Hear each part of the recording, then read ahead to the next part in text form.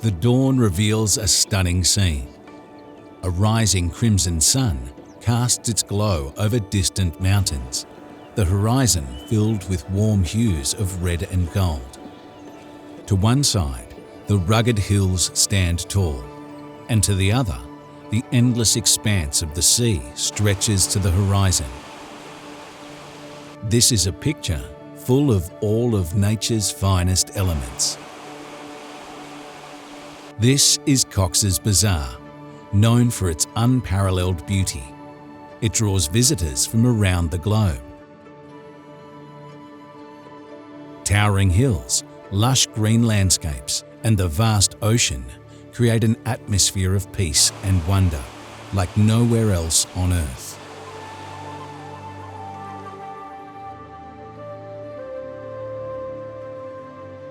However, it isn't all about the breathtaking view. Alongside the picturesque scene, there is a story of a resilient community. Almost 63,000 fishermen live in the district and rely on the sea for survival.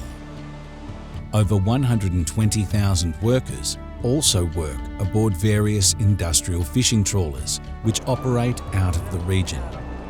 To these people, the sea is both a great provider and a constant cause of fear. Each year, countless lives are lost to unpredictable weather and pirate attacks in the Bay of Bengal. Nestled in the edge of the hills, these fishermen live in humble temporary shelters, clinging to small plots of land. Their lives symbolise perseverance, every day filled with struggles and sacrifices. Welcome to the Bay of Bengal, where nature's splendour meets the resilience of the human spirit.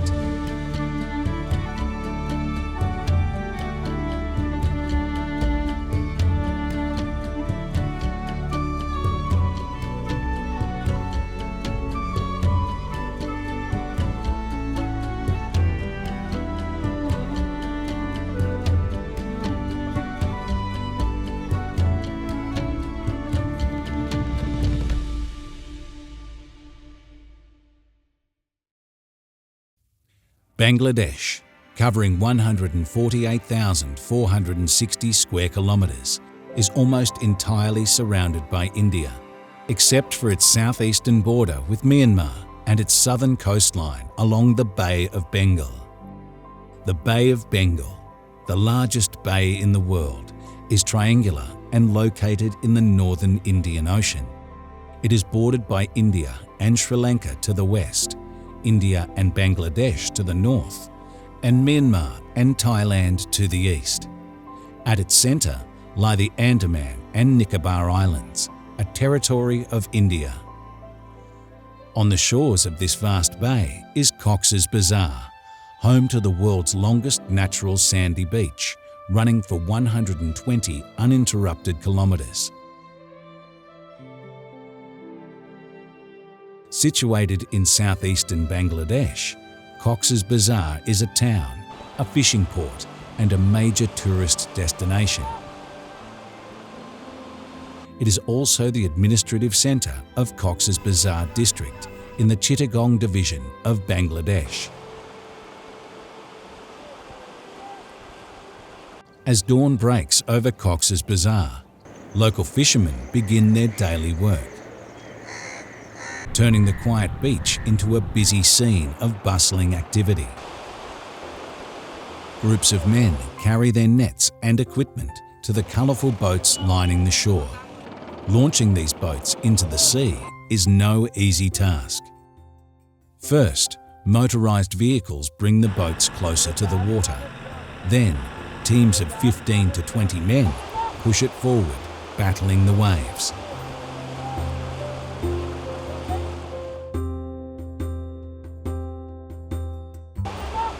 Once the boat reaches deeper waters, the engines roar to life and the journey begins.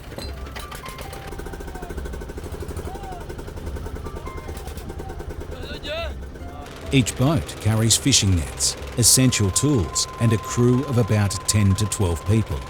As they sail out into the open sea, the real challenge begins. The ocean is unpredictable, with towering waves and the threat of storms always there.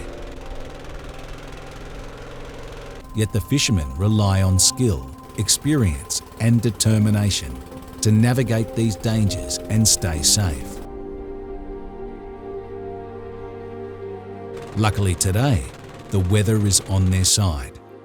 This season often brings calmer seas, allowing the boats to travel toward their fishing spots safely. When the fishermen reach their designated spot, the activity intensifies. One fisherman leaps into the water, carrying the starting end of the net to the shore. Meanwhile, the rest of the crew releases the net into the sea. The boat's engine roars as it moves forward at full speed, requiring precise coordination. One mistake could lead to serious consequences. Once the net is fully deployed, the boat returns to the shore where the real work begins, hauling the net back in from the sea. This is physically demanding work, and it used to be done entirely by hand. Today, tractors have taken over the burden, pulling the ropes attached to the net and dragging it back toward the shore. It takes about 2 hours to complete this task. While the tractors work, the fishermen take a well-earned break on the beach to eat breakfast. Many bring food with them from home, and some have it delivered to them by family members.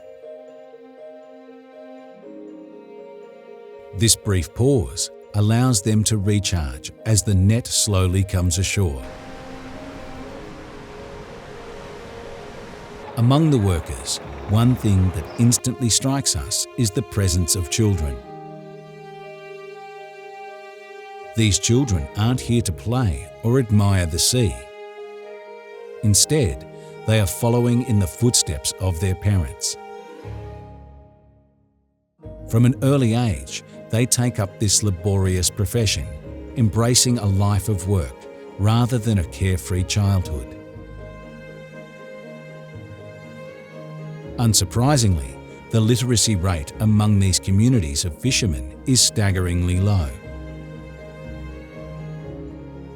Just a short distance from the shoreline, they live in temporary homes made of tin roofs and bamboo walls. A lot of these homes lack walls altogether.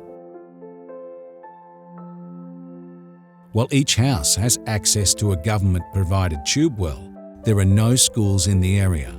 This is a neglected community. Close by, rows of basic houses with red tin roofs can be seen. These homes, a total contrast to the makeshift houses, were provided by the government, but are a quality that barely beats the self-built shacks. Nearby, a playground comes into view, where children are happily playing football. Despite the struggles they face every day, these children still find a way to grasp small amounts of joy, finding tiny escapes from the harsh realities of daily life.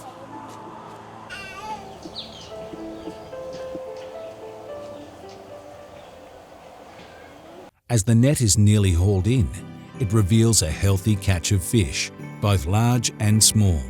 A festive mood takes over as family members of the fishermen join in to collect the fish, while market traders eagerly gather to secure fresh catches. The ocean breeze, the rhythmic sound of the relentless waves, and the scent of fish create a truly unique atmosphere. The fishermen carefully transfer the fish from the net into buckets and place them on the shore, gradually forming a large pile. This marks the beginning of their financial transactions. A businessman steps forward to negotiate, and after some bargaining, the total price is settled at $200. On rare occasions, a single net can yield fish worth $1,000, but catches of that size aren't common. From the shore, the fish are then taken to nearby markets where they are sold to customers. Every day, these markets receive a supply of fresh fish, supporting both the livelihoods of the fishermen and the demands of the wider community.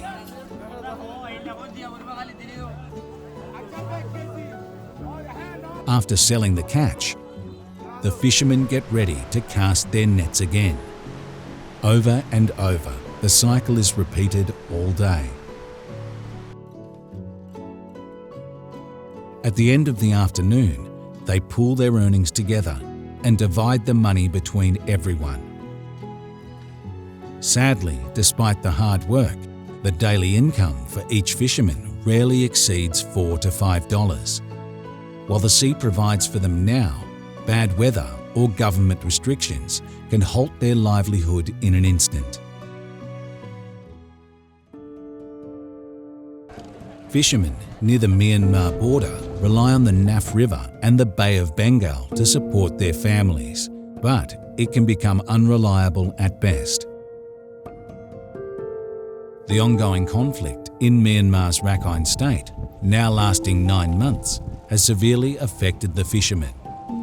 Many can no longer venture into the sea or the Naf River.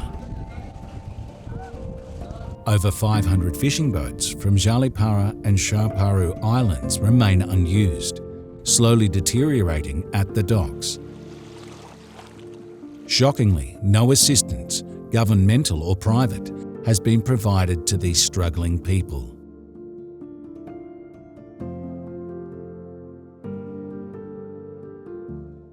Yet the fishermen carry on. Throughout the day, they cast their nets 3 to 4 times. Some groups are actively fishing, while others take a moment to rest on the beach. Some repair torn nets or fix boats, while others prepare meals under the shade of trees. It is beneath these trees that the only shop on the beach is based, selling essential items. Here, you often find fishermen taking a break from their work to buy dry snacks and take a brief moment of rest before returning to the sea. Their work continues until sunset.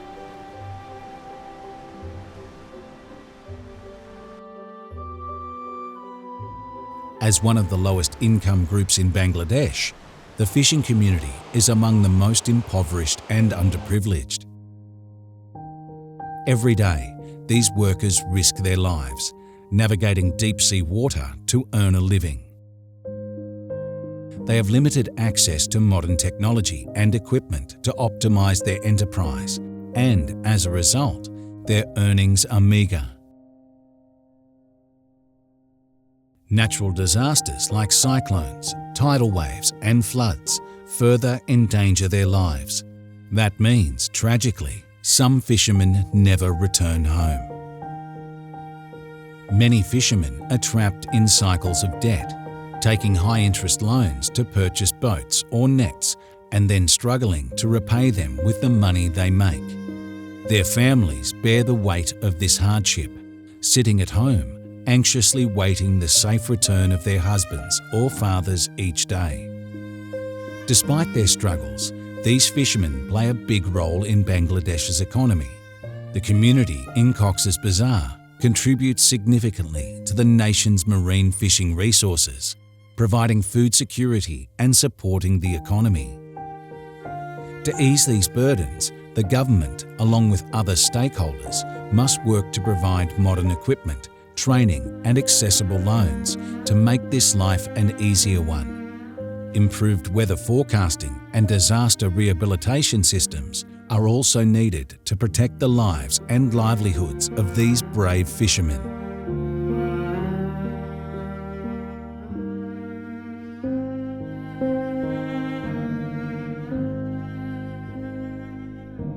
It isn't just fishing. Another group living on Cox's Bazar and deeply reliant on the sea are the salt farmers. This region produces 60 to 70% of Bangladesh's total salt, making it the country's primary salt production hub. Salt farming spans about 66,291 acres of land across 9 upazilas in the district, harvesting over 2.3 million metric tonnes of salt per season. Around 43,500 farmers are directly involved, using traditional methods of evaporating seawater on salt fields. Recently, a newer technique has been implemented, using polythene sheets. This alone has increased productivity by 30% and improved the quality of the salt harvested. Salt farming is grueling work, requiring long hours under intense sunlight. The farmers' livelihoods are highly dependent on weather, with heavy rains or natural disasters often destroying salt fields and causing severe financial losses. Despite these challenges, the farmers have recently seen fairer prices. Producing a mond, about 37.3 kilograms of salt, costs around $2, while it sells for $4 to $5, allowing the farmers to earn a modest profit. However, to truly improve the lives of salt farmers, investment is needed. To bring in more modern techniques and technologies, help to protect against natural disasters and the effects of the elements, and create a direct way to access the salt market to reduce reliance on middlemen who may exploit farmers for profit.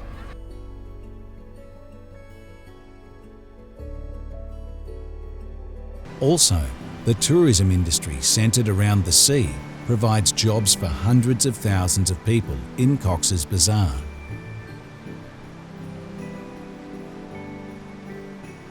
Every year, countless tourists flock to this destination to experience its natural beauty. In just 15 days of December 2024, approximately 1.6 million tourists visited Cox's Bazar, generating an estimated 16 billion BDT in local economic activity. Tourism has provided a huge boost to employment opportunities in the region. Thousands of locals work in hotels, motels, restaurants, transportation, shops, and other tourism-related jobs. The growth of tourism in Cox's Bazar has boosted local businesses, making it a cornerstone of the local economy. The government is providing investment to boost tourism further with the Marine Drive Road. This 80-kilometre stretch of tarmac runs from Cox's Bazar city to Teknaf, with stunning views of the sea on one side and lush green hills on the other. The hope is that this road will boost visitors to both sites, providing a picturesque route between them. Tourism has been a beacon of hope for this underprivileged area, but it comes at a cost. Environmental conservation is a pressing issue in Cox's Bazar, as tourist activities are causing significant harm to the sandy beaches and the local wildlife. Plastic pollution and deforestation are a particular concern. The problems are obvious, but there are no effective initiatives to address these problems. While huge projects like the Marine Drive Road and investment into the local airport have improved accessibility, the rest of the local infrastructure is underdeveloped. Congested traffic is a regular sight, and parking is non-existent. As beautiful as Cox's Bazar is, the overall experience for tourists is marred by these inconveniences. The cost of visiting the area is also rising. The increased cost of hotels and resorts is making it difficult for middle and low-income tourists to afford to stay. Introducing government-supported, affordable lodging options could make tourism more accessible and inclusive.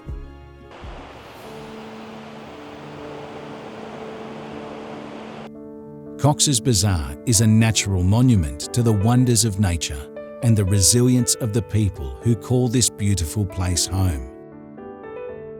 From the sprawling sandy beaches and the fishermen dotted along them to the scenic marine drive, hard-working salt farmers and the serene Naff River, every corner of this place tells a story of beauty, perseverance and harmony.